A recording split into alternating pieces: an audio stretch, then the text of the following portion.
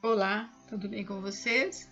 Hoje, dia 328 da nossa leitura da palavra em ordem cronológica, nós vamos ler os capítulos 1 ao 3 do livro de Gálatas. O livro de Gálatas, no capítulo 1, versículo 1, claramente identifica o apóstolo Paulo como seu autor, e o livro de Gálatas foi escrito em algum lugar entre 48 e 55 depois de Cristo.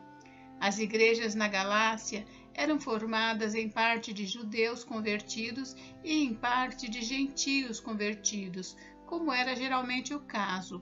Paulo afirma seu caráter apostólico e as doutrinas que ensinava a fim de confirmar as igrejas da Galácia na fé de Cristo, especialmente no que diz respeito ao ponto importante da justificação pela fé. Assim, o assunto é essencialmente o mesmo discutido na Epístola aos Romanos, ou seja, a justificação pela fé. Nesta carta, contudo, a atenção é dirigida ao ponto de que os homens são justificados pela fé sem as obras da lei de Moisés. Gálatas foi um protesto contra a corrupção do Evangelho de Cristo.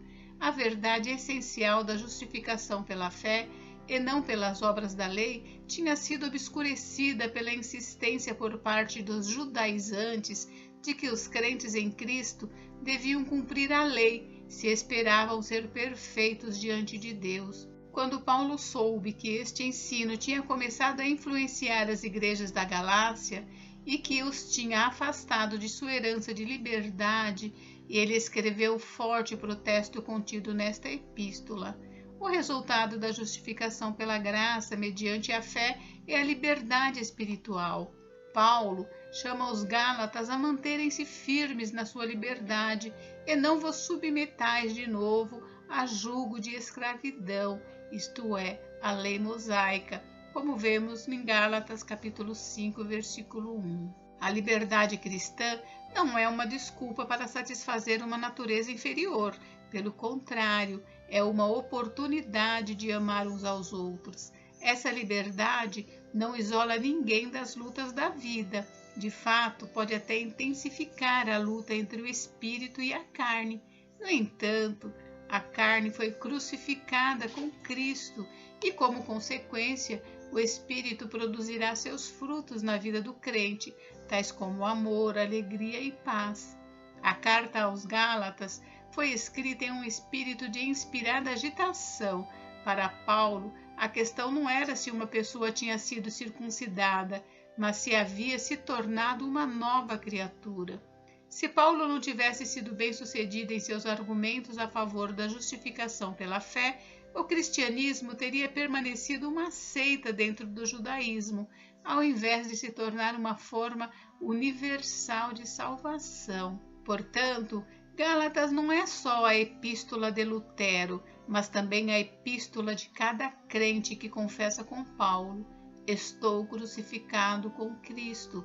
Logo, já não sou eu quem vive, mas Cristo vive em mim. E esse viver que agora tenho na carne, vivo pela fé no Filho de Deus, que me amou e a si mesmo se entregou por mim. Gálatas 2:20. Ao longo da epístola de Paulo aos Gálatas, a graça salvadora, o dom de Deus, é contrastada com a lei de Moisés, a qual não salva. Os judaizantes, aqueles que iriam retornar à lei mosaica como fonte de justificação, foram eminentes na igreja primitiva, ao ponto de temporariamente atraírem um cristão de destaque como Pedro em sua teia de enganos. Assim, tão apegados eram os primeiros cristãos à lei que Paulo teve que continuamente reiterar a verdade de que a salvação pela graça não tinha nada a ver com a observância da lei. Os temas que ligam Gálatas ao Antigo Testamento centram em torno da lei versus graça, a incapacidade da lei de justificar, a morte do crente com a lei, a justificação pela fé de Abraão. A lei não traz a salvação, mas a ira de Deus. E, por último, o amor, não obras, cumpre a lei. Um dos principais temas do livro de Gálatas é encontrado no capítulo 3, versículo 11. O justo viverá pela fé. Não só somos salvos pela fé, Mas a vida do crente em Cristo, dia a dia, momento a momento, é vivida por e através dessa fé. Não que a fé seja algo que conjuremos sozinhos, ela é o dom de Deus, não de obras, mas é nossa responsabilidade e alegria expor a nossa fé para que os outros vejam o trabalho de Cristo em nós, aumentar a nossa fé mediante a aplicação das disciplinas espirituais, tipo estudo bíblico, oração e obediência. Jesus disse que seríamos conhecidos pelo fruto das nossas vidas, o qual dá provas da fé dentro de nós. Todos os cristãos devem ser diligentes em lutar para construir sobre a fé salvadora dentro de nós, para que os outros possam ver Jesus em nossas vidas e glorifiquem a nosso Pai que está nos céus, como nós vemos em Mateus 5,16. Bem, hoje nós leremos os capítulos 1 ao 3. Vamos à leitura? Capítulo 1. Prefácio e saudação. Paulo, apóstolo, não da parte de pessoas nem por meio de homem algum, mas por Jesus Cristo e por Deus Pai, que o ressuscitou dos mortos, e todos os irmãos que estão comigo, às igrejas da Galácia. Que a graça e a paz estejam com vocês da parte de Deus nosso Pai e do Senhor Jesus Cristo, o qual entregou a si mesmo pelos nossos pecados, para nos livrar deste mundo perverso, segundo a vontade de nosso Deus e Pai, a quem seja a glória para todos sempre. Amém. Não há outro evangelho. Estou muito surpreso em ver que vocês estão passando tão depressa daquele que os chamou na graça de Cristo para outro evangelho, o qual na verdade não é outro. Porém, há alguns que estão perturbando vocês e querem perverter o evangelho de Cristo. Mas ainda que nós, ou mesmo um anjo vindo do céu, pregue a vocês um evangelho diferente daquele que temos pregado, que esse seja anátema. Como já dissemos, e agora repito, se alguém está pregando a vocês um evangelho diferente daquele que já receberam, que esse seja anátema. Por acaso eu procuro agora o favor das pessoas ou o favor de Deus? Ou procuro agradar pessoas? Se ainda estivesse procurando agradar pessoas, eu não seria servo de Cristo. Como Paulo se tornou apóstolo. Mas informo a vocês, irmãos, que o evangelho por mim anunciado não é mensagem humana, porque eu não o recebi de ser humano algum, nem me foi ensinado, mas eu o recebi mediante revelação de Jesus Cristo, porque vocês ouviram qual foi no passado o meu modo de agir no judaísmo, como de forma violenta eu perseguia a Igreja de Deus e procurava destruí-la. E na minha nação, quanto ao judaísmo, levava vantagem sobre muitos da minha idade, sendo extremamente zeloso das tradições dos meus pais.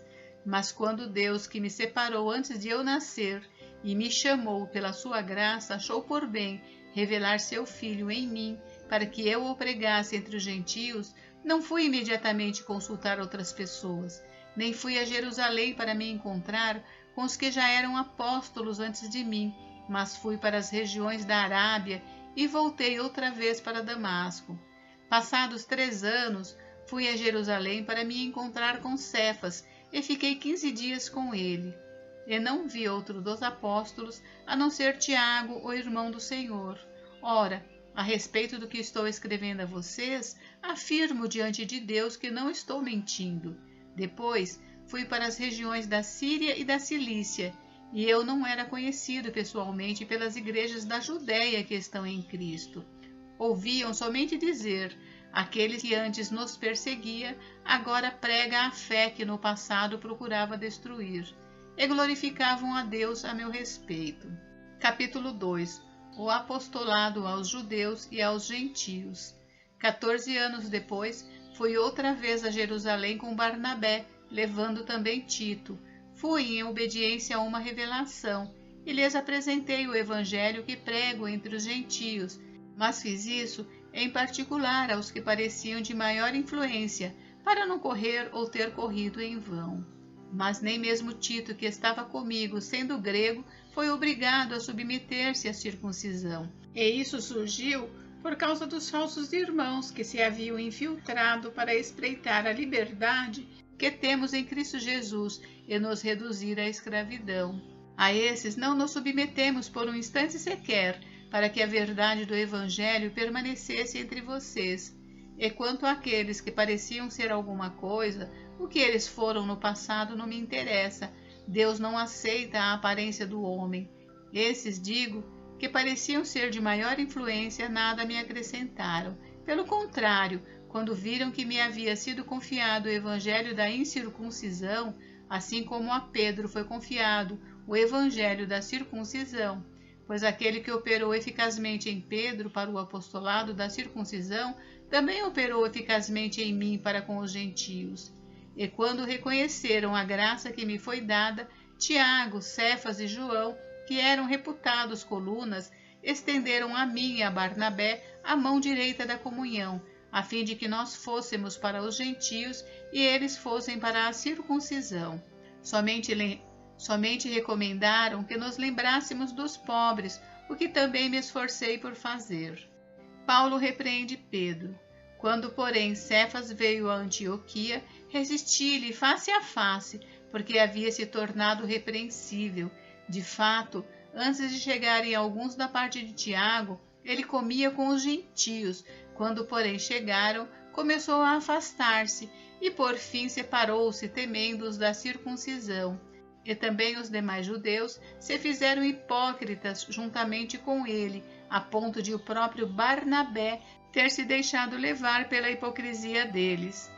Quando, porém, vi que não procediam corretamente segundo a verdade do Evangelho, eu disse a Cefas na presença de todos: se você, que é judeu, vive como gentio e não como judeu, por que quer obrigar os gentios a viverem como judeus?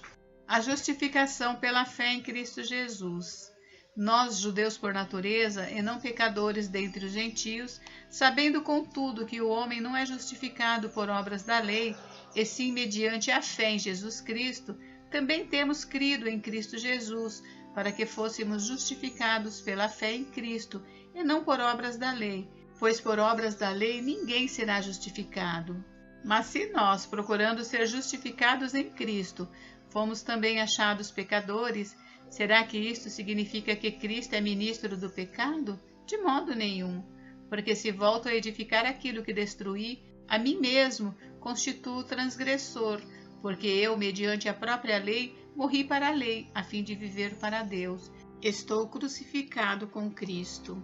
Logo, já não sou eu quem vive, mas Cristo vive em mim. E esse viver que agora tenho na carne, vivo pela fé no Filho de Deus, que me amou e se entregou por mim. Não anulo a graça de Deus, pois se a justiça é mediante a lei, segue-se que Cristo morreu em vão. Capítulo 3. Paulo apela para a experiência dos Gálatas. Ó Gálatas insensatos, quem foi que os enfeitiçou?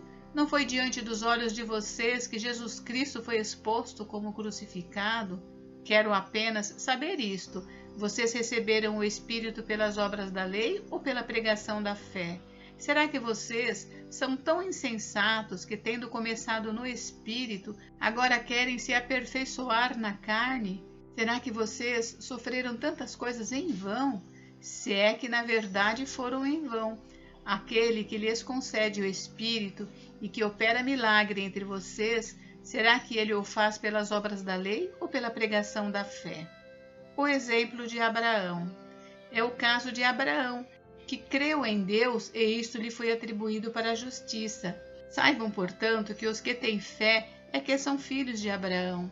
Ora, tendo a Escritura previsto que Deus justificaria os gentios pela fé, prenunciou o Evangelho a Abraão, dizendo: em você serão abençoados todos os povos, de modo que os que têm fé são abençoados com o crente Abraão. Pois todos os que são das obras da lei estão debaixo de maldição, porque está escrito: maldito todo aquele que não permanece em todas as coisas escritas no livro da lei para praticá-las. E é evidente que pela lei ninguém é justificado diante de Deus, porque o justo viverá pela fé. Ora, a lei não procede da fé, mas aquele que observar os seus preceitos, por eles viverá. Cristo nos resgatou da maldição da lei, fazendo-se ele próprio maldição em nosso lugar, porque está escrito: Maldito todo aquele que for pendurado em madeiro, para que a bênção de Abraão chegasse aos gentios em Cristo Jesus, a fim de que recebêssemos pela fé o Espírito prometido. A lei não pode invalidar a promessa. Irmãos, falo em termos humanos. Ainda que a aliança seja meramente humana, uma vez ratificada, ninguém a revoga ou lhe acrescenta coisa alguma. Ora, as promessas foram feitas a Abraão e ao seu descendente. Não diz e aos descendentes, como falando de muitos, porém, como falando de um só, e ao seu descendente que é Cristo. E digo isto: uma aliança já anteriormente confirmada por Deus não pode ser revogada pela lei, que veio 430 anos depois, a ponto de anular a promessa. Porque se a herança provém da lei, já não decorre de promessa, mas foi pela promessa que Deus a concedeu gratuitamente a Abraão. Logo, para que é a lei? Ela foi acrescentada por causa das transgressões, até que viesse o descendente a quem se fez a promessa, e foi promulgada por meio de anjos pela mão de um mediador. Ora, o mediador não é de um só, mas Deus é um só. Seria então a lei contrária às promessas de Deus? De modo nenhum, porque se fosse promulgada uma lei que pudesse dar vida, então a justiça seria de fato procedente da lei. Mas a Escritura encerrou tudo sob o pecado, para que, mediante a fé em Jesus Cristo, a promessa fosse concedida aos que creem. A tutela da lei para nos conduzir a Cristo.